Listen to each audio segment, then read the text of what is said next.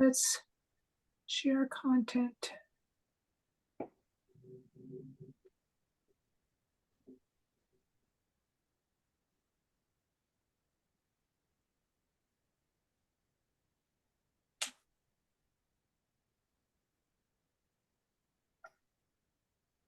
Right.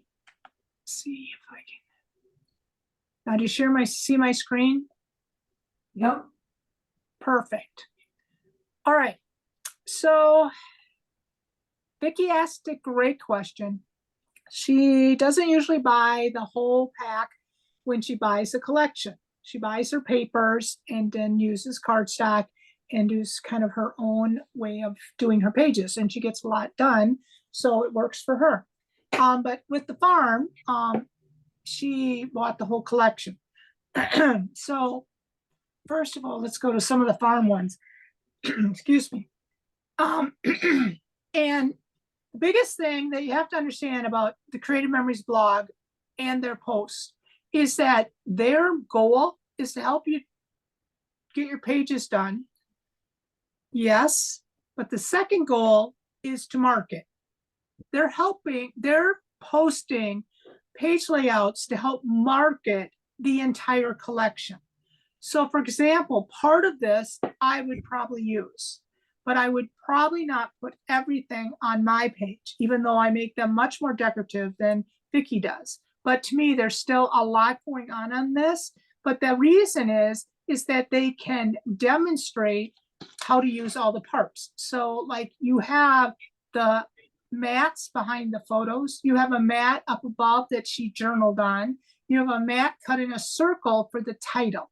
So there's three ways then of using a mat or using the mats in your collection on a page. We don't need them all on the same page, but it gives you the idea.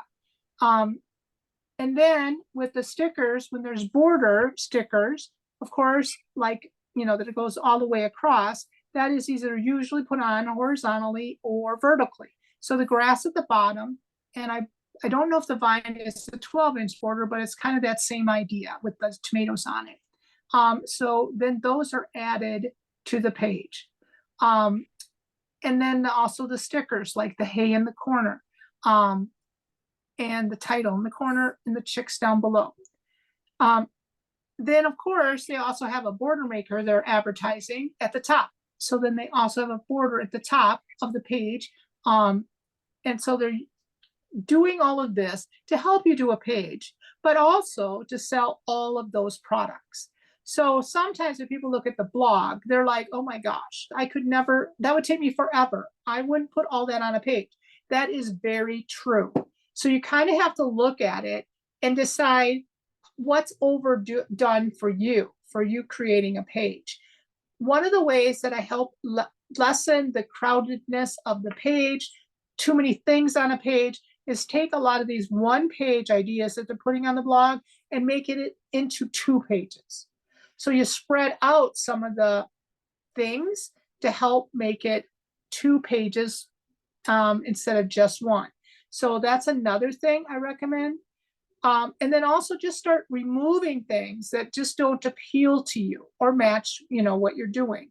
But when you get to embellishments and stickers, the biggest thing to keep in mind is that it's the rule of thirds. Okay, so it also, Vicki already knows and has said, I know about the clustering.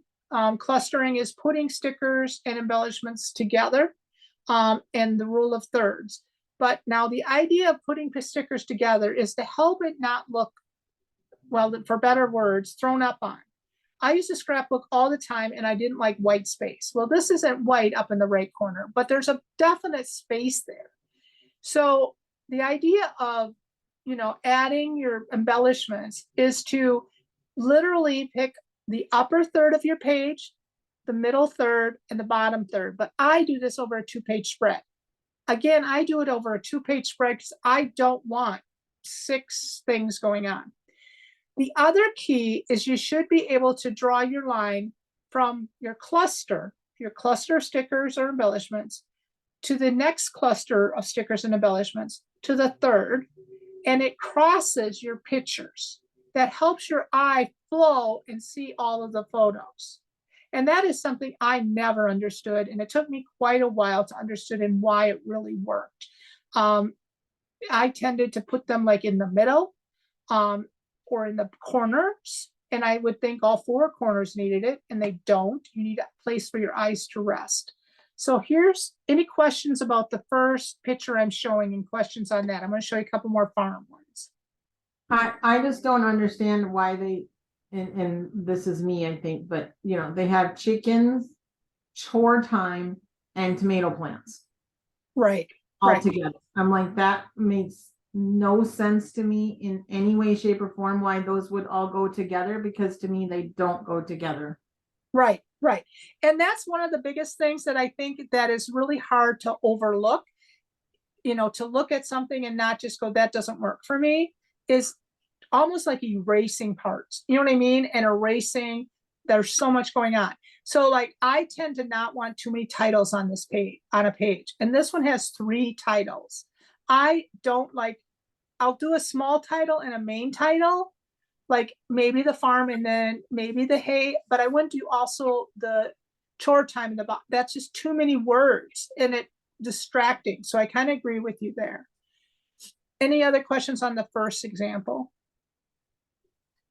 Okay, so I would definitely edit. The grass would go away. yeah, I get it. I mean, and I know you do simpler pages than I do, but I still would take some of this away and I definitely would spread it over a 2-page spread. The other thing is I wanted to show people who may not realize it, but you can type in anything in these search buttons on your blog. So I just typed in farm because that's what she's asking questions about. Even though this is an old collection, you just type in farm and search, and then all those farm examples come up. You don't see them until you click on continue reading, and then you'll see the actual example. All right. Now this, whoops, I really don't need to see my notes. Wait, get back to where I was. My fingers slip. Now this is way overdone. Like to me, I would not use this at all. There's just way too much pattern paper in it. So well, let's just skip that one. It's not something I would do at all. And then this one's a little tedious, but I think this one's a little easier to erase parts. Okay. It's tedious in the sense as the borders on the outside are cut apart and mitered together. I mean, I think I would make that much simpler and not do as much work. But this is overall, the layout is simpler to look at and not quite as overwhelming. But you see there's a collection of stickers, embellishments in the upper left corner, in the middle right, and the lower kind of almost left. So your eye would literally go between all those pictures. And the idea is if you were to draw a line between your sticker clusters, you would actually go over all your photos. And that's the real goal why you put embellishments, is that it draws your eye through the photos. I mean, that's how a designer explains it.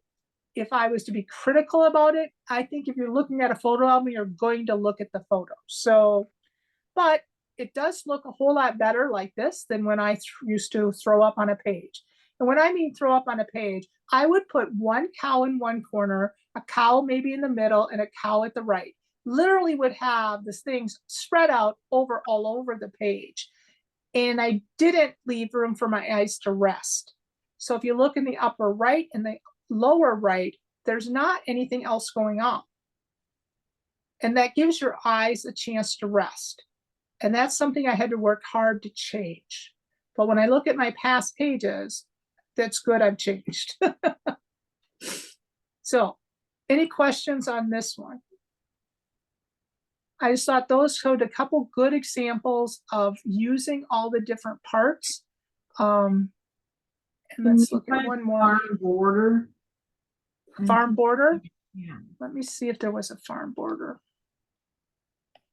Sometimes it's in the sketches at that time. So I would say, so there, I can't believe there wasn't unless they pulled some of these.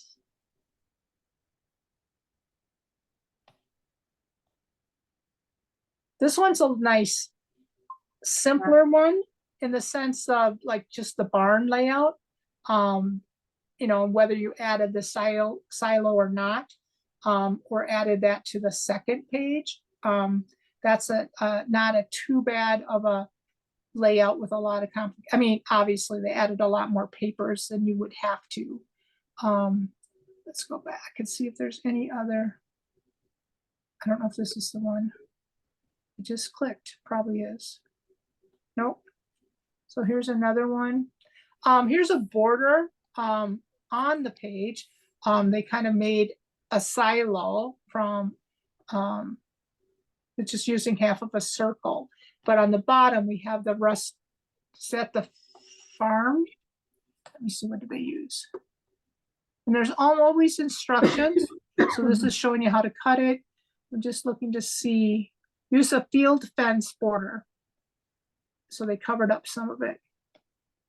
So the field fence, and then they added the, and is that the Looks like the wheat punch. wheat one? Yeah. Wildflowers border. Wildflowers. Thank you. So that's, you know, using two different punches. I kind of like that. I do like the barn punch. Let's try that.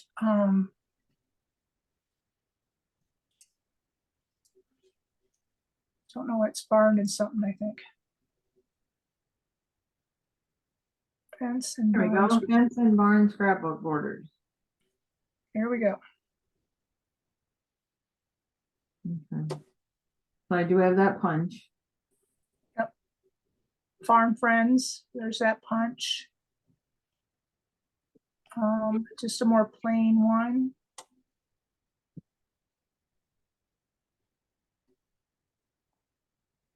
So those are just some ways that how I, you know, like I want to use my barn punch. Okay, so what should I put with it? Okay, I don't personally love all these colors, and then putting them all into one layout. That didn't excite me, but I like it more plain.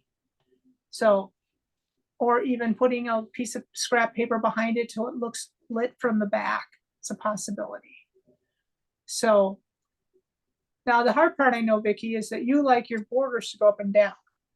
And so the barn punch is going to be tough to do that unless you just do, I don't know. So, and then I wanted to just show you one more. So this is going to be one of our sketches I'm going to use. And I was going to talk about this because, again, it uses mats. All right, so it's got a very decorative base page. And then they added photo mats for all of these mats behind the photos. And then they again have their clusters. So I usually also do this where the word love is, it's a bigger cluster. So it's maybe 5 items, where the other ones might be 3 items. And you try to have how many are in a cluster be odd numbers. I will even add just 1 if I feel it's getting overwhelming. All right. The paper could easily be overwhelming for a lot of people. But if your idea is sunflowers or something, then maybe that's cool. I like the page. I usually don't like as much boldness on a background paper, but because I love that paper, it's all right for me. But again, if you can visualize, you know, this in a mirrored page on the right, you get, you know, probably several photos on a page. So that's kind of the idea of what to do with those stickers and embellishments. Any other questions or suggestions from anyone?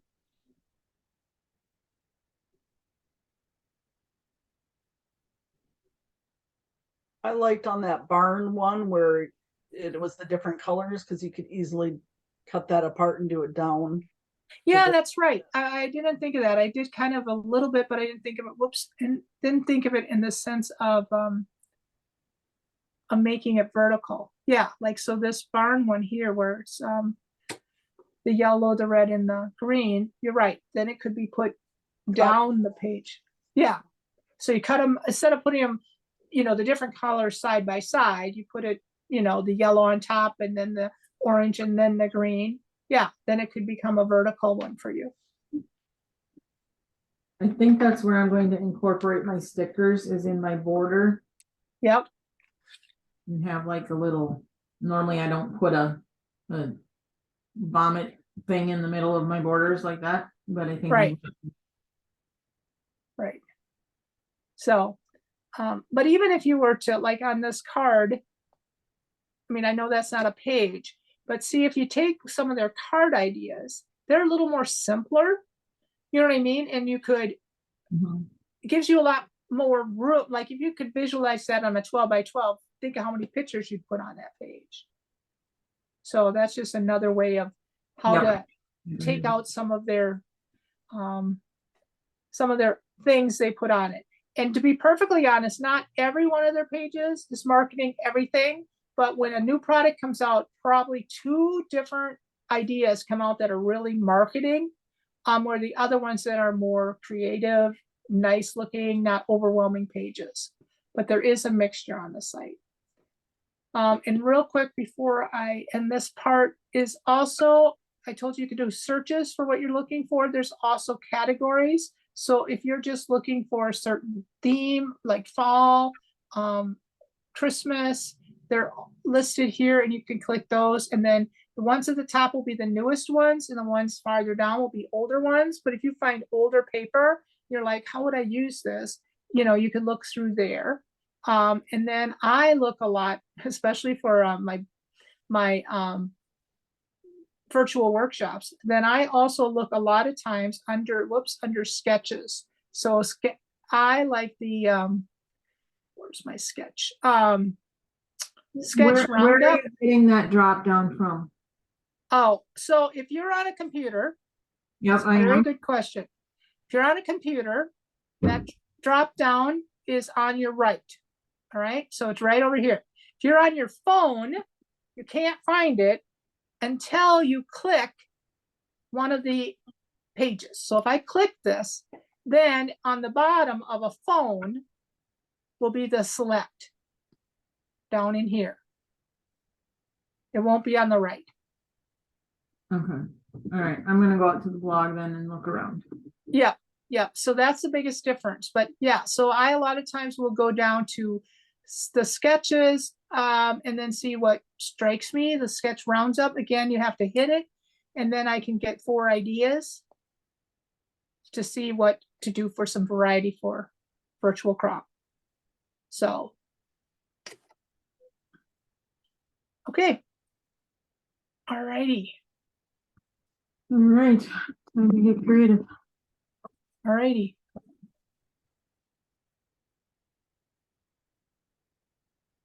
Did I stop recording? No, here we go.